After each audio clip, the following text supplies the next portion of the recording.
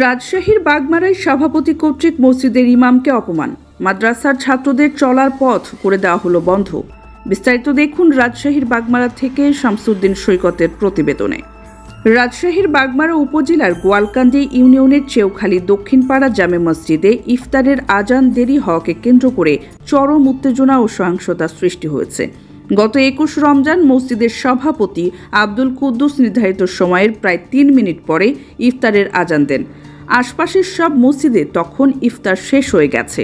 আজানের এই দেরির কারণ জানতে চাইলে মসজিদের ইমাম হাফেজ বেলাল অপমানিত হন।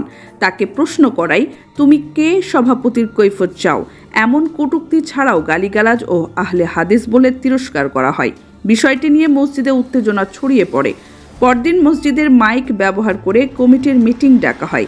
সেখানে ইমামের পক্ষে থাকা মুসল্লিদের ওপর প্রকাশ্যে হামলা চালায় কুদ্দুস ও তার অনুসারীরা। অন্তত 5 জন আহত হন। এদের একজন রাজশাহী মেডিকেল কলেজ হাসপাতালে ভর্তি হন।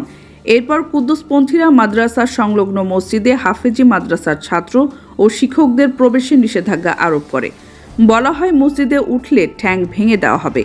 এতে আতঙ্কিত হয়ে মাদ্রাসার ছাত্ররা প্রায় 1 কিলোমিটার দূরের মসজিদে গিয়ে জুমার নামাজ পড়তে বাধ্য হচ্ছে। ওয়াক্তের নামাজ তারা মাদ্রাসায় আদায় করছে। একই সঙ্গে কুদ্দুস ও তার লোকজন অভিভাবকদের বলে বেড়াচ্ছে সন্তানদের যেন ওই মাদ্রাসায় না পাঠানো হয়। এদিকে ঈদের নামাজেও বিভক্তি দেখা দেয়।